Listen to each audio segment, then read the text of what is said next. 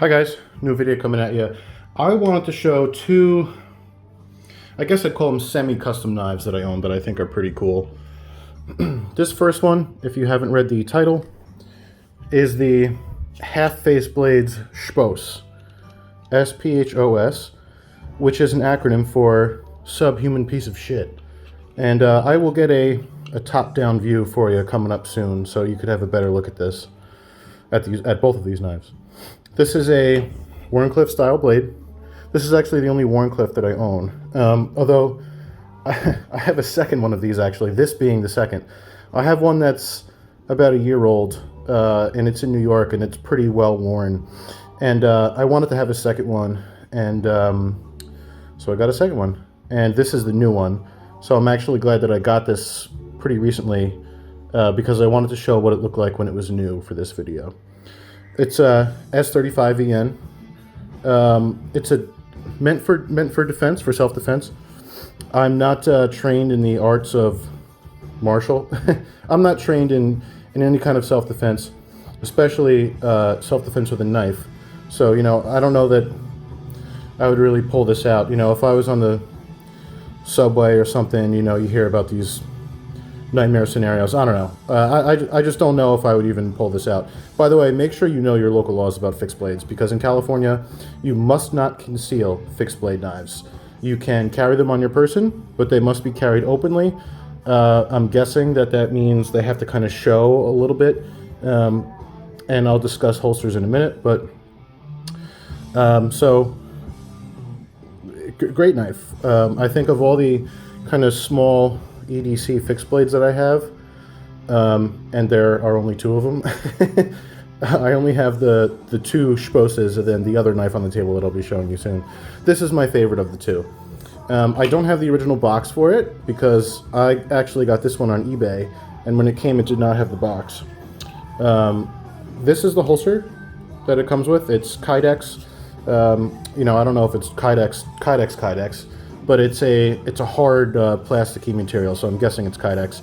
It came with a belt clip, and it actually came set up for left-hand carry if you're going to carry this inside the waistband, but I have not carried this yet, and there's no way to carry this.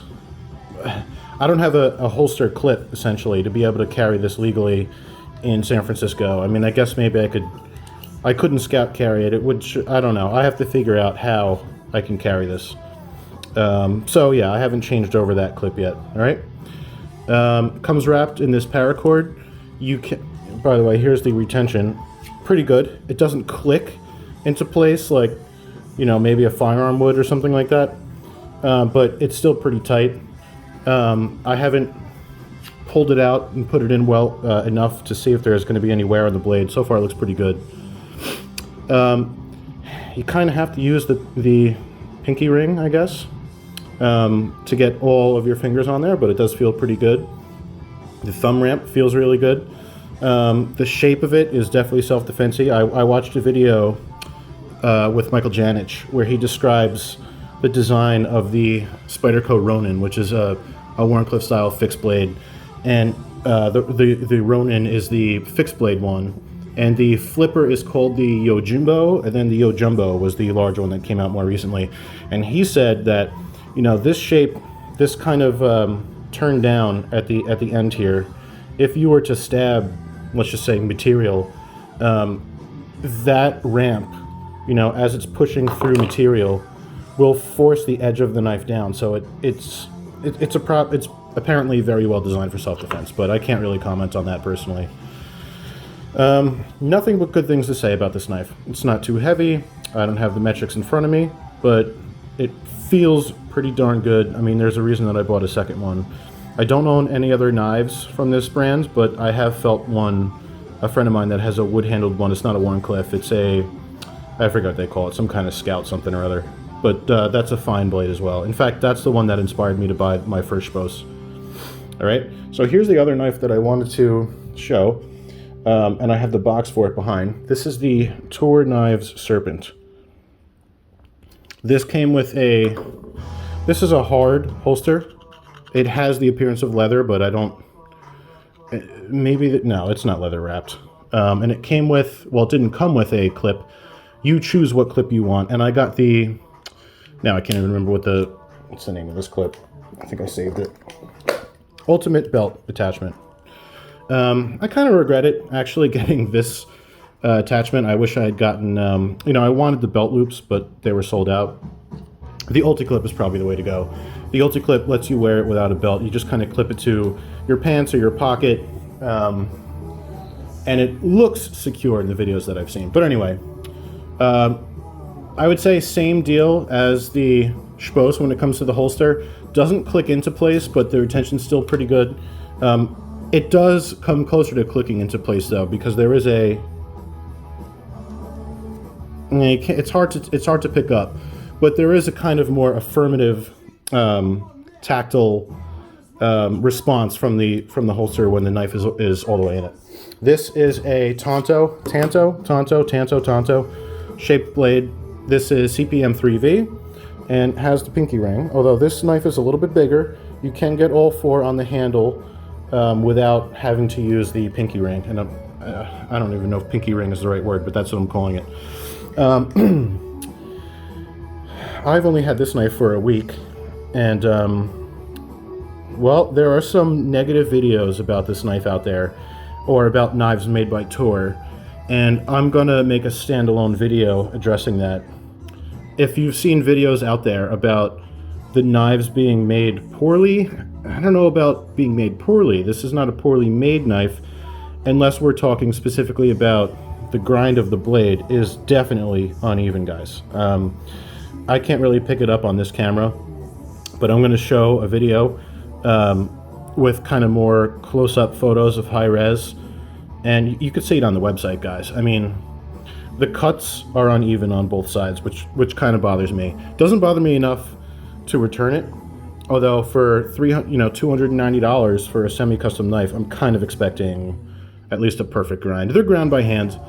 I can understand if no two knives are the same, if no two knives have exactly the same grind, but I would expect them to be the same on both sides of the knife, which this is not, and apparently other people have the same result. So yeah, just wait for the devoted video for that. This knife also feels really good. It doesn't have the curve to the handle that the SHPOS has, but it still feels pretty good. It's heavier for sure. Again, I don't have the metrics in front of me, but you could tell picking this up. It's not a heavy knife. You could carry this concealed if you wanted to. Maybe even in a deep pocket. It's not heavy enough that you wouldn't want to carry it in a pocket, but it's definitely on the heavier side compared to the SHPOS. Okay. Not much else to say. I wanted to do a quick size comparison so that you could see this is a PM2, and so you could see that it's the same length as a PM2, as an Opens PM2. And the SHPOS, okay, a little bit shorter, not by much, a little bit shorter, the SHPOS is a little bit thinner too. I'm going to show a top-down shot of both of these knives, by the way, so that you could see them kind of more close up. Asked which one is my favorite? The SHPOS. No question. The Toor is a fine knife, but the SHPOS is nicer. The SHPOS, you can't get half-face blades very easily. I mean, I had to get this one on eBay. There's no vendors out there online that sell them, that keep them in stock. They seem to be sold directly on the half-face blades website, although they're constantly out of stock, so you're probably better off following their Instagram account and waiting for product drops and then buying it. Toor does something similar, although they are in stock. Toor knives are in stock on their website, almost all of them, and I think I saw them on Blade HQ or one of the online large vendors has them, at least one. So these are coming into more high production numbers now. I hope with that it means that they get their machines set up correctly so that knives come out correctly. If you have the opportunity to get a half-face blades knife, I would definitely suggest getting it. This thing is sweet. Chisel ground, actually. You can see that there's there's clearly a grind on this side. and not one is flat on this side. I don't know what that means from a self-defense perspective. I'm not going to do a paper test with these guys. I don't really like paper tests, at least for fixed blade knives. But also, being that this came from YouTube, you know, I can't guarantee that the previous owner didn't sharpen it, so it's not really fair to do that. Although I will say that the Toor knives, the Toor Serpent, did not come out as sharp as I'd hope. At least with the paper test. It's a thick blade, it's a self-defense blade. I don't really see the value in a paper test, but I did one nonetheless, and it wasn't super sharp. Okay? I also have this one. I talked about this knife in a previous video, but it was packed up and I didn't have it out. But I went camping this past weekend, so I was able to take it out. So this is the Tops Silent Hero. This isn't part of the review, I just kind of wanted to show it off. Guys, this knife is sweet. If you have the opportunity to get a Tops Silent Hero, definitely get one. Everything about it feels good. $10.95. This thing is freaking sweet. This dust is because I was pushing around logs in the campfire. But I brought this out just to show. Well, I wish I had a better camera setup for you for a top-down view, but I don't, so I'm just going to have to hold my phone. So here is the Toor Knives Serpent box. I do actually really like this box. It has the little magnetic setup. It came like this, with the knife underneath. This cool certificate of authenticity. I mean, it's not like holographic or anything like that, but yeah, not bad.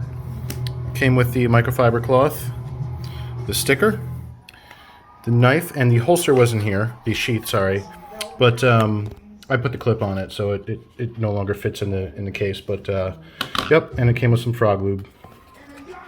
So I'm going to try to give you some better close-ups of this knife now. Might have to just go with still photos, you know, as I talk over this, but yeah, probably not going to work out so well. Here is a better angle, I guess. I had to switch to widescreen, but it seems to be focusing better. Okay, so here's the Toor up close. There's the, I suppose, the serial number in USA. I like the logo. I think it's pretty cool. It's quite detailed, actually. I have to admit, it's quite detailed. One common complaint that I've seen about some of these knives is that the scales are not always placed along the tang evenly, and sometimes the scales are higher than the tang, and it gets a lot of dry skin in there from people rubbing, you know. On this knife, the scales are below the tang, so I don't know if that's going to happen as much, but I can see how it could possibly happen. This G10 is not super grippy. It, you know, it gives you some purchase, but it's not like, you know, rubbery or abrasive. It's sanded down pretty well. Now here is the SHPOS, the half face blade SHPOS, and let's see if I can take the sheath off without cutting myself, because I'm doing it one-handed. Yep, I can get it out. Again, I'm not trying to, I have to do this one-handed, and I didn't want to drag my finger across the bottom. This knife is really sweet. Oh yeah, it's just, I love the ruggedness to it, you know, how it's, and maybe that's what makes it kind of easier to produce than the Toor, because the Toor is, it's not supposed to look as rugged, so they have to put more effort, I guess, into sanding the blade, removing all this pitting, you know, but that's kind of what I think makes the half-face blades a little bit cooler. Look at that logo. No branding other than that little logo. And to be fair, the Toor knives, you know, it has the one little logo, then the serial number, but I like when a knife company is just so confident in their design that they don't put branding all over it. Kind of like the Malibu that I have. There's barely any branding on it. It says like 20 CV on the finger, on the flipper, the back of the flipper, that's it.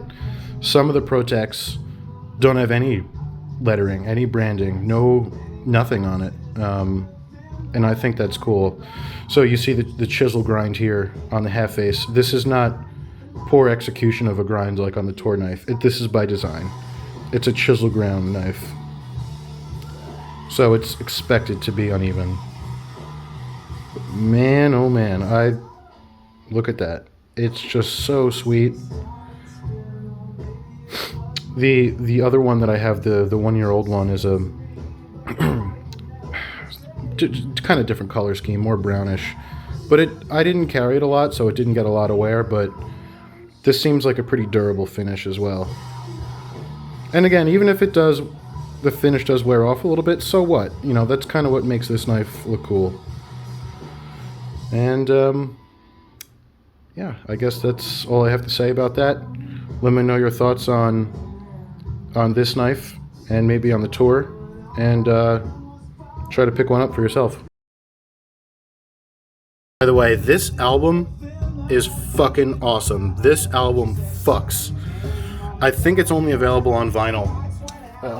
This is the Foo Fighters, called Medium Rare. This is all covers. This one is Prince's Darling Nikki, but if you do have a record player, I definitely recommend picking up this record, because you won't be disappointed.